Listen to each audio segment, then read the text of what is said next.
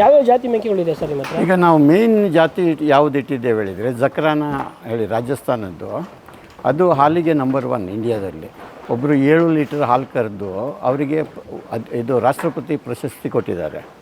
So ಆ ಫೀಮೇಲ್ಗಳಂತಂದು plus UPಯಲ್ಲಿ Jamnapari, ಅದು ದೊಡ್ಡ ಆಡುಗಳು, ಪ್ಲಸ್ ಕೆಲವು ಸಿರೋಯಿಗಳಂತಂದು ಕೆಲವು ಬಿಟ್ಲು ಅವುಗಳನ್ನು ಕ್ರಾಸ್ ಬ್ರೀಡ್ ಮಾಡಿ ಅಪ್ಗ್ರೇಡ್ ಮಾಡಿದ್ದೇವೆ. ನಮ್ಮದು ಫೈನಲ್ ಟಾರ್ಗೆಟ್ ಶಾಮಿ ಇಲ್ಲ ಸಾನೇನ್, ಇವು 2. ಯಾಕೆಂದರೆ ಅದರಲ್ಲಿ ನಿಮಗೆ HF ಹಸು ಹಾಗೆ 300 ಡೇಸ್ ಹಾಲು ಸಿಗ್ತದೆ.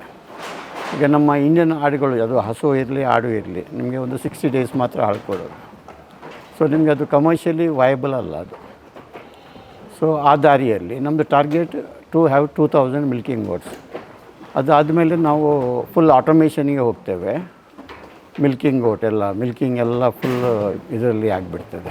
ಸುಮಾರು ಮೇಕೆ ಕುರಿಗಳೆಲ್ಲ ಇರೋದ್ರಿಂದ ನಿಮ್ಮ ಹತ್ರ ಮರಿಗಳಿಗೆ ಹಾಲೆಲ್ಲ ಸಾಕಾಗ್ತಿದೆಯಾ? ನೀವು ಇದಕ್ಕೆ ಏನು ಮಾಡ್ತಿದ್ದೀರಾ? ಅಲ್ಲ, ನಮ್ಮದಂದರೆ ಹಾಲಂತೂ ನಮ್ಮ ಹತ್ರ ಎಕ್ಸಸ್ಸೇ ಬರ್ತದೆ. ಆದರೆ ನಾವೇನು ಮಾಡ್ತಾಯಿದ್ದೇವೆ ಹೇಳಿದರೆ ಸ್ವಲ್ಪ ಹಾಲು ಮಿಲ್ಕ್ ಸೇಲ್ ಮಾಡ್ತಾಯಿದ್ದೇವೆ. ಸೊ ಅದಕ್ಕೆ ರಿಪ್ಲೇಸ್ಮೆಂಟ್ ಆಗಿ ನಾವು ಮಿಲ್ಕ್ ರಿಪ್ಲೇಸರ್ ಯೂಸ್ ಮಾಡ್ತೇವೆ.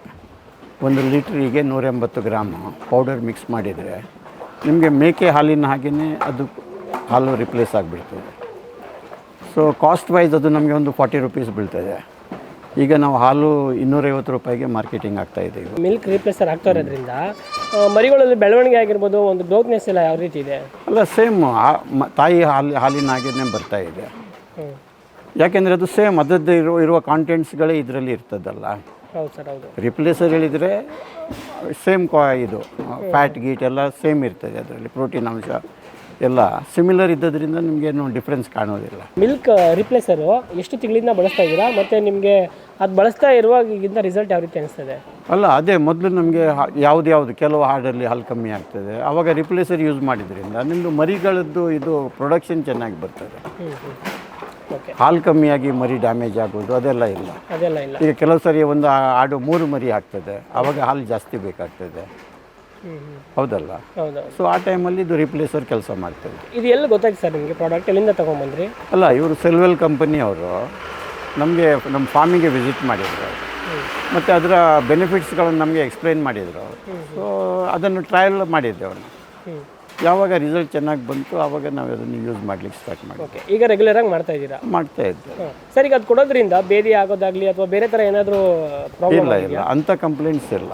ಮಿಲ್ಕ್ ರಿಲೇಟೆಡ್ ಪ್ರಾಬ್ಲಮ್ಸ್ ಇಲ್ಲ ಅದರಲ್ಲಿ.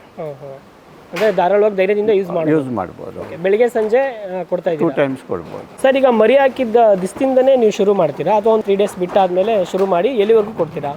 ಅಲ್ಲ, ಈಗ ಏನಾಗ್ತದೆ ಹೇಳಿದರೆ ಫಸ್ಟ್ ಒಂದು 3 ಡೇಸ್ ತಾಯಿದ್ದು ಕೊಲೆಸ್ಟ್ರಾಮ್ ಕುಡಿಸ್ತೇವೆ. ಅದಾದಮೇಲೆ ರಿಪ್ಲೇಸರ್ ಯೂಸ್ ಸ್ಟಾರ್ಟ್ ಮಾಡ್ತೇವೆ.